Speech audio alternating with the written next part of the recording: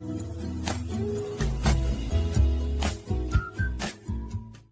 जब आप जान चुके हैं कि कैसे काम करती है रैम और रोम, यानी कि रैंडम एक्सेस मेमोरी और रीड ओनली मेमोरी, तो ये बात भी जानते हुए चलें कि रैंडम एक्सेस मेमोरी जो है वो एग्जांपल है मेमोरी के टेम्परेरी मेमोरी का।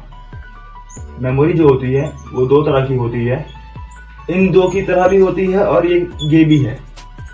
ठीक है, memory based upon temporary and permanent, दो तरह से बांटी गई है।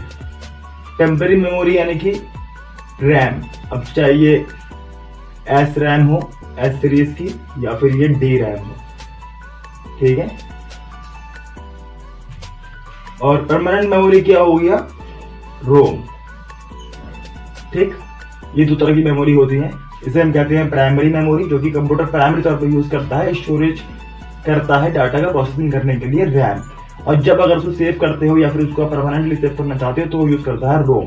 मेमोरी के दो हिस्से ये हुए, और साथ मेमोरी के दो हिस्से ये भी थे, नॉन वोलेटाइल और वोलेटाइल, जिन्हें हमने छोड़ दिया था। ये क्या होते हैं? नॉन वोलेटाइल का मतलब वो हुआ कि वो मेमोरी जिनको डाटा स्टोर करने के लिए इलेक्ट्रिसिटी की रिक्वायरमेंट नहीं होती। वोलेटाइल मेमोरी क्या हुआ, वहीं वो मेमोरी जो डाटा स्टोर करने के लिए इलेक्ट्रिसिटी का यूज करती है। जैसे कि इसका एग्जांपल बहुत अच्छा है, अगेन रैम। इसको इलेक्ट्रिसिटी चाहिए तभी डाटा स्टोर करेगी, इलेक्ट्रिसिटी नहीं होगी तो इसका कोई मतलब नहीं बनता डाटा स्टोर करने का। ठीक है, RAM required electricity to store the data to process it. ठीक है, दूसरी तरफ नॉन वोलेटाइल मेमोरी क्या हुई, जिसको इलेक्ट्रिसिटी की रिक्वायरमेंट नहीं है डाटा स्टोर करने के लिए। जैसे कि आपके कंप्यूटर के अंदर लगा हुआ हार्ड डिस्क, उसको इलेक्ट्रिसिटी की रिक्वायरमेंट नहीं है, आपने एक फाइल सेव कर दी तो वो सेफ ही रहेगी, फिर चाहे वो बंद भी हो।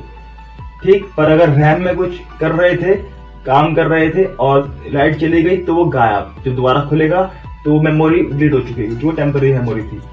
ठीक है, दूसरा एग्जांपल क्या हुआ, पेन ड्राइव। तीसरा एग्जांपल क्या हुआ, सीडी या फिर डीवीडी, जिसमें आप सेव करते हो। ये सब एग्जांपल है नॉन वोलेटाइल मेमोरी के।